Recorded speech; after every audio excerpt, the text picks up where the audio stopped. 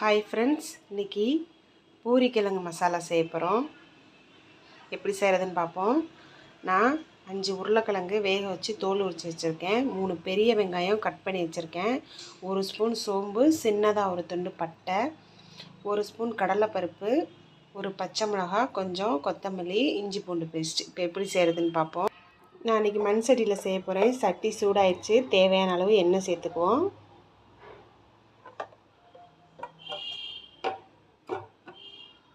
எண்ணெய் சூடாயிடுச்சு. இந்த பட்டையை நம்ம இதில் சேர்த்துக்குவோம்.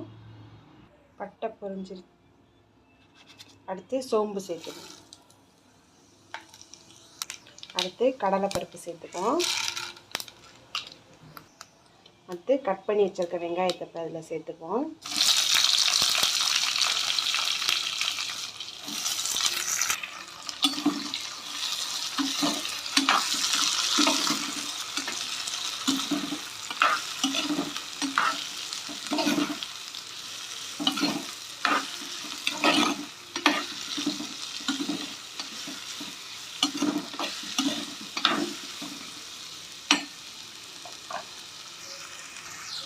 ஒரு ஸ்பூன் உப்பு நான் இந்த வெங்காயத்தில் சேர்த்துக்கிறேன்.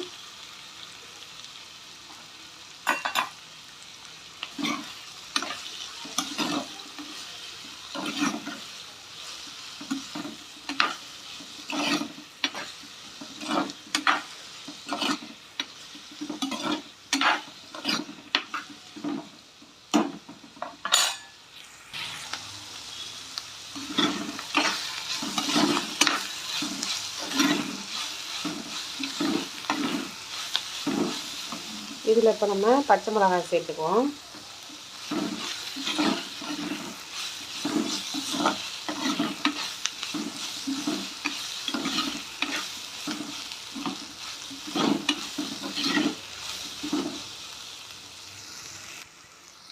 ஒரு அரை ஸ்பூன் அளவுக்கு இஞ்சி பூண்டு பேஸ்ட்டு சேர்த்துக்கோங்க.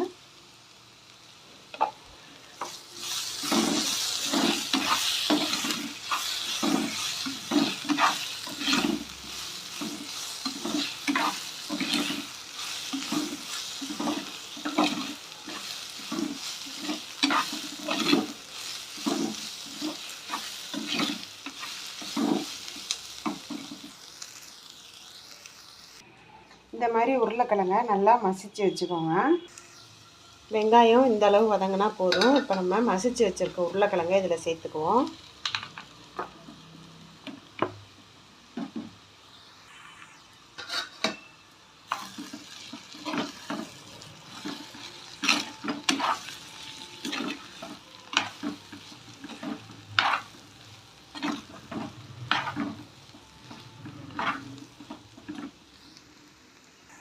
ஒரு ஸ்பூன் அளவுக்கு மஞ்சள்தூள் சேர்த்துக்குவோம்.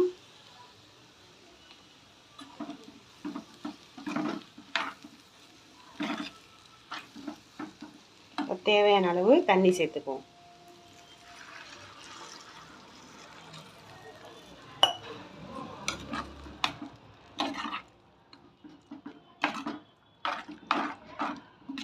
நான் கடலை மாவு எதுவுமே சேர்க்கலை.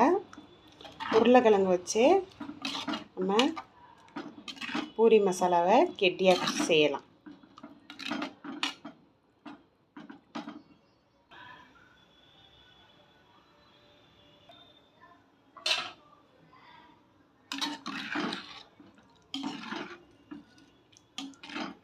கொஞ்ச நேரம் கொதி வரட்டும்.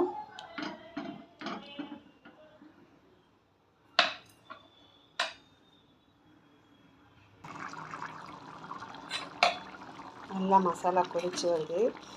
அடி பிடிச்சிடாமல் இருக்கிறதுக்கு கொஞ்சம் கிண்டி விடுது.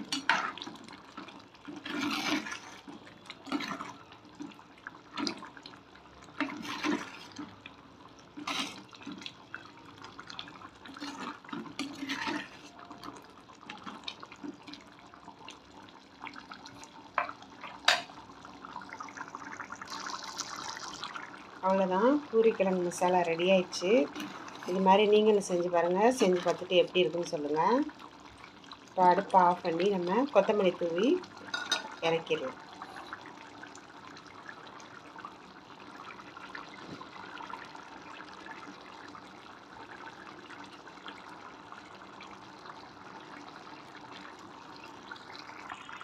நான் அடுப்பை ஆஃப் பண்ணிட்டேன். மண் சட்டின்றனால கொதிச்சுக்கிட்டே இருக்குது பாருங்கள்.